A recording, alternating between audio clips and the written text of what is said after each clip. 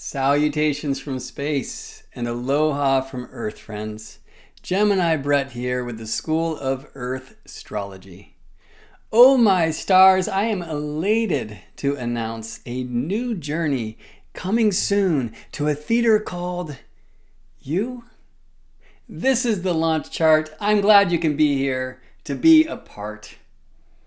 Why this chart? Let's look through the eyes of electional astrology. Why would I choose this particular moment in time, this particular celestial geometry for this particular terrestrial place? Well, if you know my work, you know I identify as a child of Hermes. So perhaps we should look to Mercury, now elongated as an evening star of phase, which brings messages from the heavens through the bearded sage. In fact, tomorrow, for this particular synodic cycle of Mercury and the Sun, Mercury will be most elongated from the light. That's a time that some of the ancient ways suggest Mercury will saturate the chart, will saturate our experience on Earth. So I hope you are ready to receive a message, a powerful time in the Mercury phase. Now, speaking of powerful phase, it is only on average every 399 days when Earth, Sun, and Jupiter align like this. Jupiter Cazimi, in the heart of it, in the throne room. Well, if that's the key of this election, why wouldn't I choose the exact moment of the Sun-Jupiter conjunction? Perhaps because I want to see a trine ray cast by the soul of the moon in between the two, carrying the light of Sun to Guru Jupiter. Moon in the seeking sign of Sagittarius, now out of bounds south, living in declinations that the Sun could only dream to visit. And if we honor the place of the moon's orbital path that is furthest from the matter of Earth, we find a very strong, creative, grand fire trine at this time. Is that the key? Sure, but there's more. What if we honor the special lots of the moon? Really the moon and the sun, the parts of fortune, the parts of spirit, which really connect moon, sun, and earth. The ascendant, the ground beneath our feet, if we draw aspects to that horizon that we stand upon, the ascendant-descendant axis, we find this beautiful crystal, this grand sextile, all of the air and fire signs, up, up, and away. But down and in, right? For the art of the chart starts in the heart. Feel into this gate, this grand water trine, from very interesting players indeed. Ringed one Saturn, Mars, said to be in fall in the sign of Cancer, but Mars quite out of bounds north, shining in some earthly location north of the Tropic of Cancer right now, the northern bounds of the Sun, Saturn, Mars, Ketu in Scorpio, the south lunar node, and of course, always opposite, we find Rahu, the north lunar node, which currently resides in the tropical sign of Taurus at Mercury's side. The beautiful Taurus, calling us to ground that grand water trine from powerful beings into the body, down to earth. But the chart is titled, Oh My Stars. So wouldn't this be about something much further away? Is it about these moving stars, planetus, which we see dancing through the backdrop of the constellations and the so-called fixed stars? Or perhaps it is about those fixed stars themselves. So let's honor these four, long known as the royal stars, which will actually help us also see that because of Earth's third motion, our axial precession, are not entirely fixed after all, depending on your zodiacal cosmology.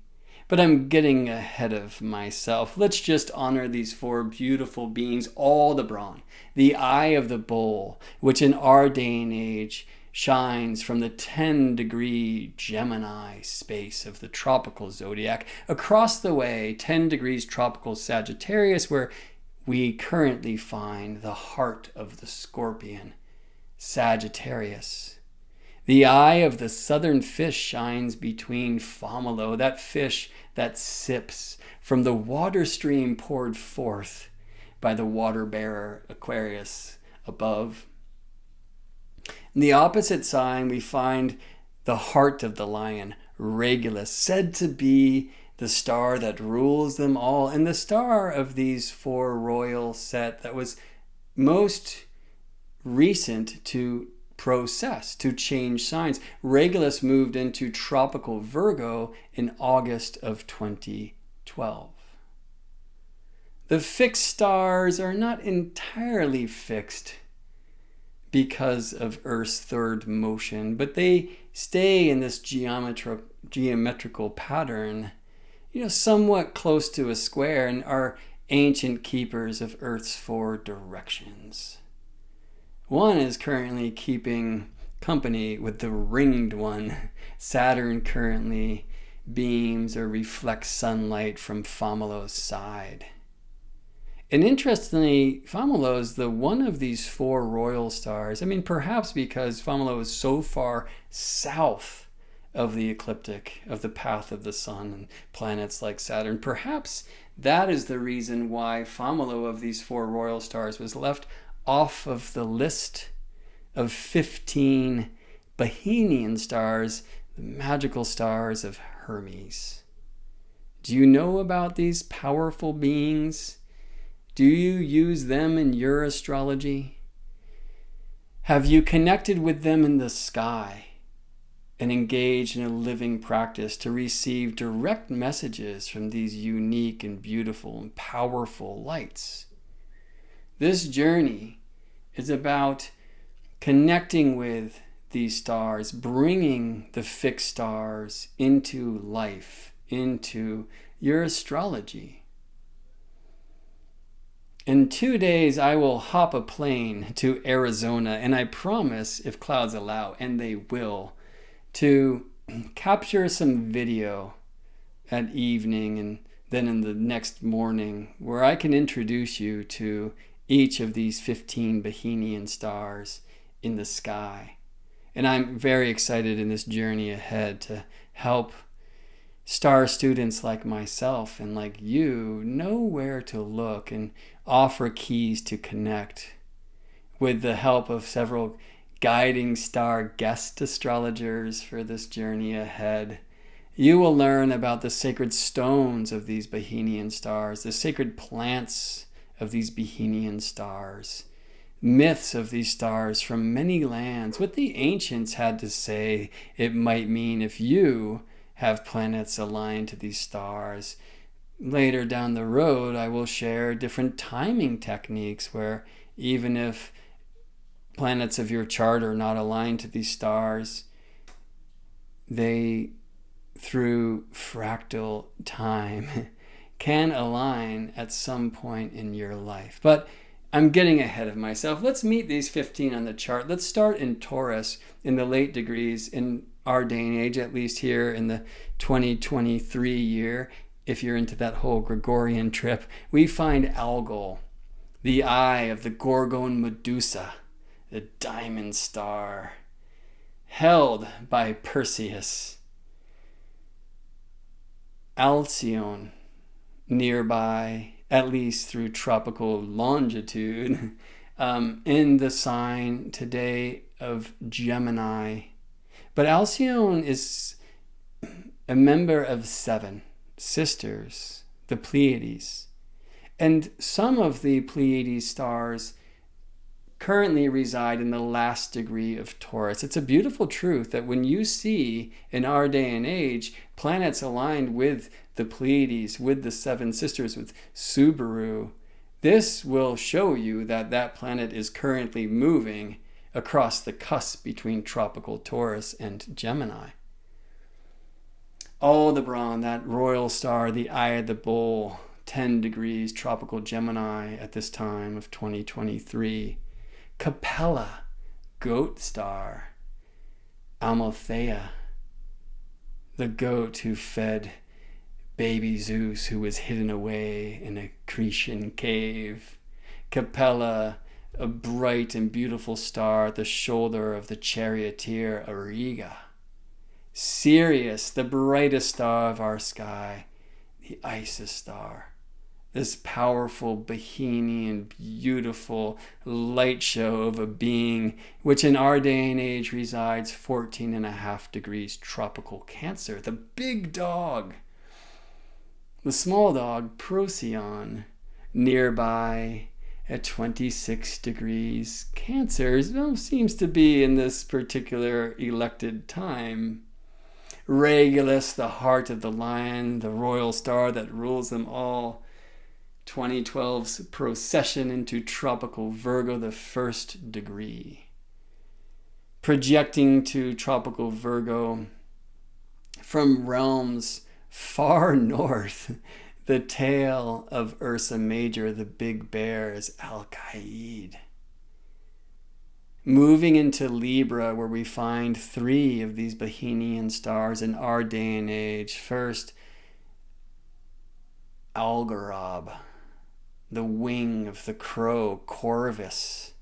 Now around 14 degrees tropical Libra.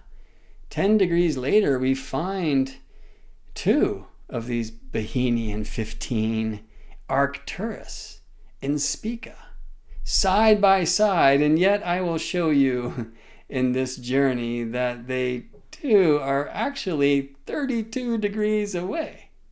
How could that be? Well, let's not worry about that now. We'll actually go a little further north to Gemma, the gem of the wreath, the northern crown, Corona Borealis, Alphecca.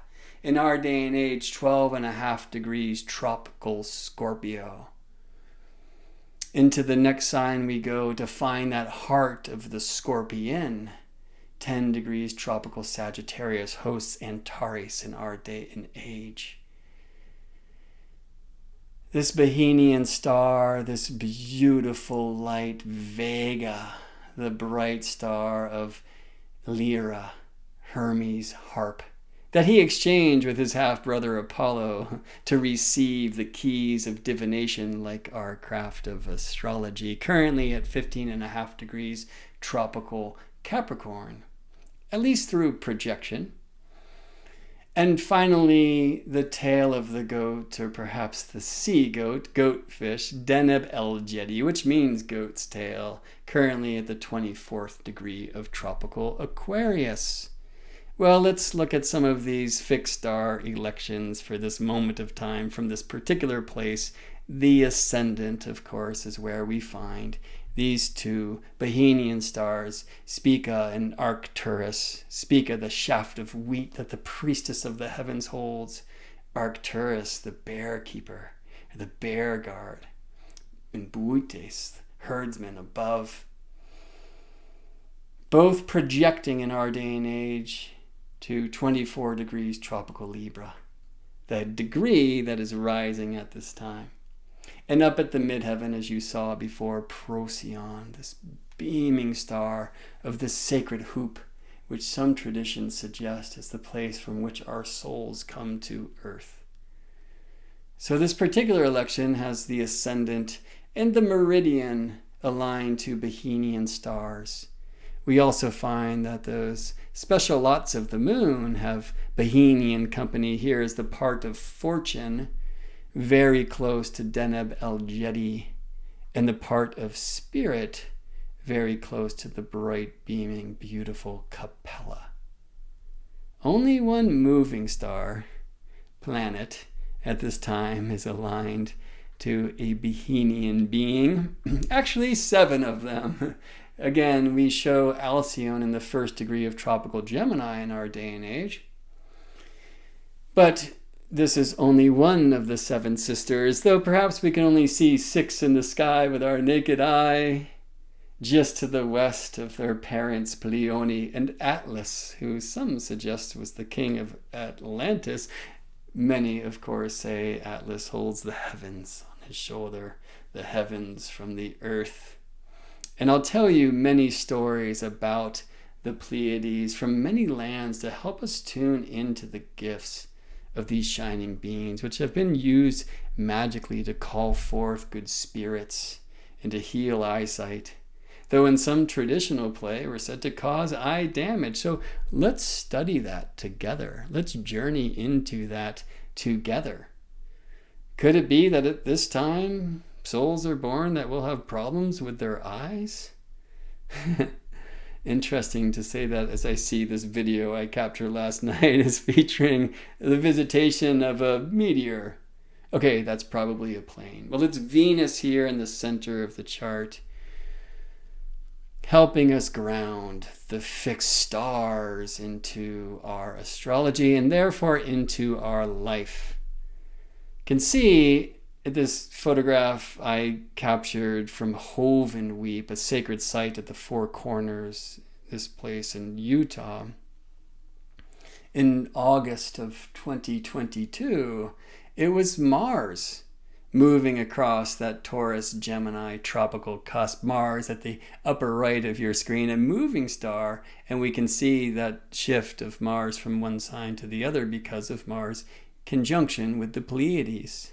Just below Mars, the bright eye of the bull, Aldebaran. And in the middle of the screen, a heavenly star, celestial being. Above this terrestrial word, grounding, and we find Capella, goat star, this powerful star. These stars have messages. These stars send power. These stars excite, realign. And I am so excited to help you ground these fixed stars into your astrology. Whether you practice with a tropical zodiac or a sidereal zodiac or a constellational zodiac, whether you are aligned to the ancient ways, the Hellenistic keys, or perhaps the Vedic tradition from another land. Perhaps you, like I, have been called to the side of the Babylonian whispers from the ancient days, or the mysteries from the land of Kemet, this place we now call Egypt. Perhaps it's the stories of Greece. Perhaps it's the stories of the lands where you live, of these stars that help you build a bridge between heaven and earth. I'm here to help. Because, my friends, these so-called fixed stars do not stop at zodiac degrees. It is a good reminder of that. This is a Venus-Pleiades conjunction. I took this photo just last night. But of course, at this time, we don't see Venus traveling over or through the Pleiades, but rather nearby. Many of these Bohemian stars live much further from a place that Venus or Mercury or Mars, Jupiter, Saturn, the ones that we can't see, the one we really can, the sun and the moon. Many of these stars live so far away from the planetary path that there will never be an occultation. So when we look at these stars by zodiac degree, we are working simply with projections. And you will find in the curriculum, waiting for your review at geminibrett.com/stars, that the second lesson of 4, coming soon to a theater called You, beginning on April 22nd, 2023. The first lesson is about personal connections, learning the stones, learning the plants, things that we can put in our hands, engage with, learning the ancient stories, learning the ancient delineations. Tuning into a living sky art, a living sky practice, a marriage of heaven and earth. You are a vow. The second lesson, we will work on projections, simply working with these beautiful stars by zodiac degree. In the third lesson, we're going to go to more advanced astronomical techniques that show you other alignments by declination.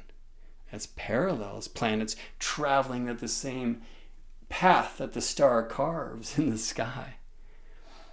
And then in the fourth lesson, parans, what does it mean perhaps when a star is culminating while the sun rises? I'm so excited to show these deep sacred astronomy keys that will help you ground your fixed stars into your astrology. There will be 4 Saturday transmissions, webinars, but there will also be 4 meetings, groups, study groups where we all connect. We want to hear from you. We want to look at charts together and share our personal experiences to see if some of these ancient delineations hold true in our day and age. And most importantly, we want to share our experiences and open our collective heart even more to receiving the light of these powerful stars. In teaser videos ahead, I will bring your attention to some of the guiding star guest astrologers who will join this journey. And I hope you will be one of those too.